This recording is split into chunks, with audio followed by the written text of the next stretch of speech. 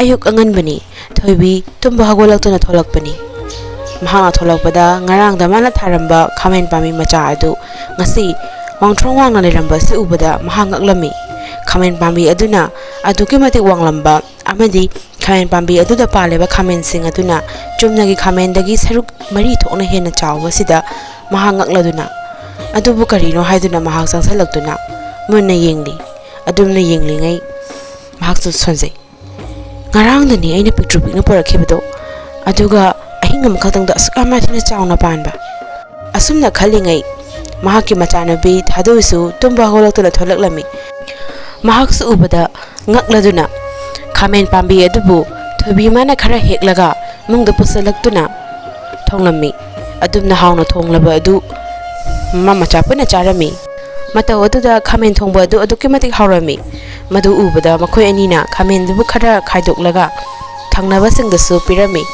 adumna mahakna thangnaba singda mathang mathang piraduna amadi lemhoba kharadu mayamdasu yonba hawraklami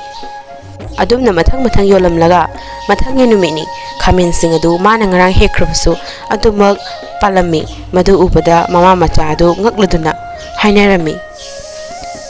kaino sidi khamen sing asidi machi lengdena adu warabadi akhoise asi yolaga sendong yamna phanglani asi haina mama na hairaduna mama mana khamen sing adu umuk heklaga yonba mu hawraklami adumna mayange mafanda khamen asi khulsida leriba mipung khudimukta yolaklami mahaki khamen pambi asigi magunsi khulsida leriba mipum dilaradana thangnaba khulda leba mi fawbana tanarami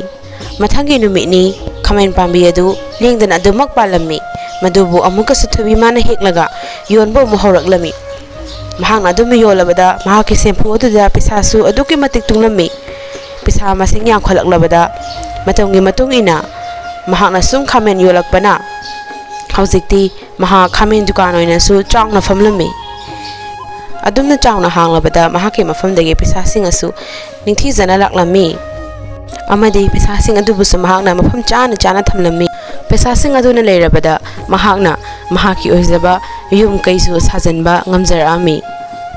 amadi khamen pambi adubu su mahakna khazalami khazaliba khamen pambi adubu ngakna bani haiduna thongakpa masu thamlami matam sumna lereklabada thobigi machana pi thadoi mamage manakta laktuna wa hairami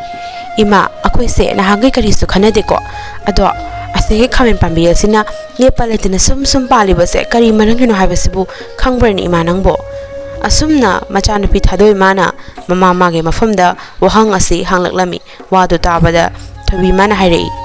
hoine aidina hangai bu bab oirode mandu wakhalda khanbe abazani akhone ai ikaw bu kawi karino bu ne sanglei asumna mana khalladuna ne sanglei mama mang haktakta machana pi gibu haina ba kya amalaki amadi haina balak patana tana lakliba nupa sing adubusu masana pi na pam de haiduna amata yakhide amadi apamba yawrabasu mahangna pamlabasu lakliba borunduna mahabu pamdre haiduna hangibasu yawrabani masipunu makse khallubada thobi made wakalsu aduki matik warambani adumna mahakna warabada machanupi asigi damak khanduna mahakna puja kaya su tawduna machanupi asidabu yum palabadi haiduna khanjarami adumna mahakna lai khram luraga halakpagi lambida khamen pami macha amana hawduna ramlibadu ubada mahakna adubu fuktuna mayumda puraklami mayumda puraktuna mahkuigi sumang aduda mahakna tharami mahakna thaba matam aduda khamen adu nithijana palaklami adu ubada mahakna mathandasu sonjai khamen pambi asidi thokna phasena palida hore halakpaga ai thonglage asimna solamduna mahak lai khoramba mu thokirami mahakna lai khoramba lakpagi lambi dani as aina sakringai da khamen singse loi halamdana ko pharak sukta badare asuna mana sonduna lakpana lambi da muni masu thengnarami muni dugi mafamda mahakna makhutlona duna khoramlami ipugi mafamdane nasuna kanigumamta hangjage nasugi chanapi amakaklese matubune luhongnaba amukta senbiyuni ipuna adugi bokarigi wari bano adugidi nangna ningjaribodo thongnabagi damakta na thamoi sengna isor ma bu khoiramsiko ase hairakpada thobi masu muni dugumna makhada famkhiduna mahaksu isor ma bu thamoi sengna khoiramjarami adumna mahangna khoiramduna mahanga ningjariba adusu nizarami aduna mahanga niba loraga hagotuna munidugi manata mo changsalakuna ipu adudi ai khoiramba loire ai amu chatlukhige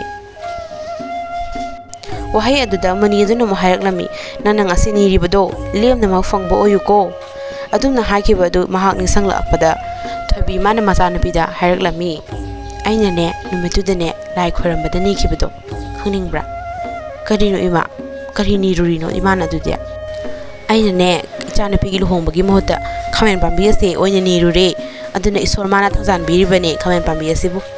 asumna thobi mana wari adu machanupi aduda lerami matamna haukibana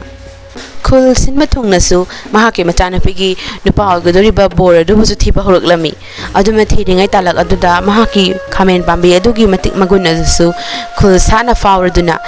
mioi sing ataisu machanupigi nupa thiri khangbana makhoise loina maklaklami lakliba bor sing adugi manungda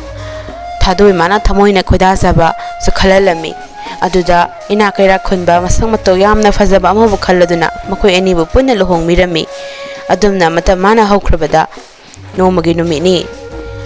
thoibi mana khamen pambi adugi makhongda famduna wakhalda sonjai nangse khamen pambi owe mahota aina ne sana lupa oina pathan biramu haya ni ramadi aise hojik nungai sidagi amuk hena nungai raga pisa paibi habedo oiradabani ko asumna mana karam chawbugi wakhal si polaktuna machina aduda sonjarami mathangi numitni nongalakpada mahakna hagotuna yenglubada mahake khamen pambi adu pictru pikna leramni hanangi chawramba adudagi ka haina subishalamba ubada aduki matik thawasi nunga jeramde amadi mahakna ngarang sonkiba mede magi hana leramba khamen pambi adugi masak aduni singduna mahakna karam chawroba asi tahoide habasi khangjerami